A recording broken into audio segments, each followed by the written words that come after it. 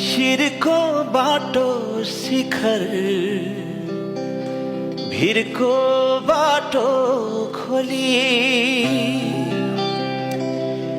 शिखर चढ्नु अघि बढ्नु आज भन्दा भोलि बतास मेरो यो ढुकढुकीलाई दे न दे साहस बतास मेरो यो ढुकढुकीलाई दे न दे साहस। रञ्जिता अब सबै मेरो लागि उत्तिकै हुनुहुन्छ घरमै जान चाहे म चाहिँ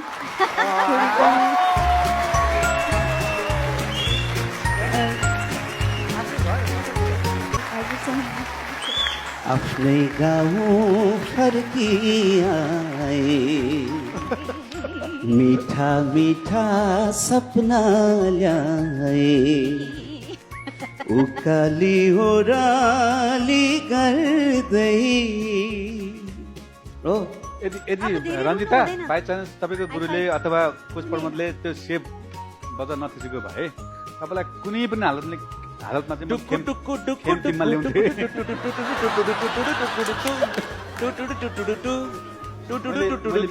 कुनै पनि हालतमा ल्याउँथे। तर मैले अघि नै सुन्नु भनेको थिएँ नि, म भन्दिनँ कि तपाईँ हिँडेको बाटो बिर्सिनुहोस्, तर कहीँ कतै त्यहाँनिर अप्ठ्यारो छ भने अर्को बाटो पनि अँगालो हुन्छ भन्ने भन्ने हो। तर तपाईँ त्यही पहिलाको बाटो रोज्नुभयो, त्यहाँ एकदमै फुलै फुल रहेछ, फुलै फुल रहेछ, त्यहाँ एकदमै राम्रै चिल्लो बाटो रहेछ, राम्रोसँग जानु है। रञ्जिता आफ्नो घर फर्किए सँगसँगै अर्को एउटा गिफ्ट पनि छ तपाईँले प्राप्त गर्नुभएको छ डेनभरको तर्फबाट गिफ्ट ह्याम्पर पनि। कङ्ग्रेचुलेसन्स।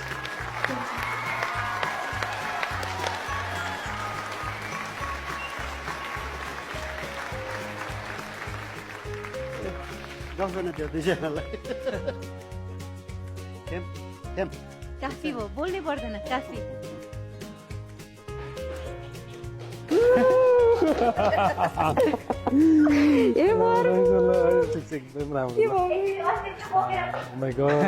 होइन मलाई गेस्ट थियो कि म त घरमै फर्किन्छ मलाई बोलाएको भयो जे भएर बधाई छ बधाई छ बधाई छ बधाई छ। अब दुईजना नपार्ने दुईजना सँगै पार्नु अब नपरोस्।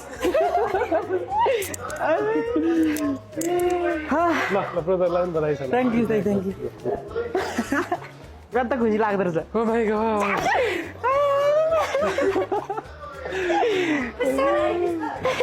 दुःखी भएर आएको नि झन् अब चाहिँ खुसी भयो। तर तिमी सेफ हुन्छ यही लागिरहेको एउटा ढुक्कै थियो क्या, म सेफ हुन्छु।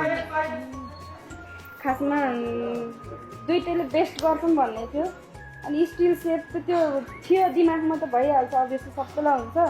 तर पछि चाहिँ कस्तो हुँदो रहेछ भने त्यो स्टेजमा भएपछि ऊ गएपछि चाहिँ सक्यो भन्ने त्यो सक्यो क्या उसको हुटिङ आउँदैखेरिदेखि अनि ऊ त्यहाँबाट ठ्याक्कै निस्केर गयो नि, अब गएँ म त केटी गइस् भन्ने सोच हुँदो रहेछ क्या। त्यसपछि थरर खुट्टा काम्ने रहेछ थिएँ। पछि त म त चिम्लेर जस्तो बसिसकेको थिएँ अनि हेर्छु पर्व सरले गर्नुभएको, फेरि उता पनि गर्नुभएको, त्यहाँबाट फेरि आँखा चिम्ले फेरि उठ्छु त अर्को म्यामले पनि गर्नुभएको, राजु सरले पनि गर्नुभएको। हे प्रभु के भयो यो भनेर म त एकछिन त दङ्गै पऱ्यो नि। म त उता कुद्दै यता आएको चारवटा बोलिरहेको थिएँ।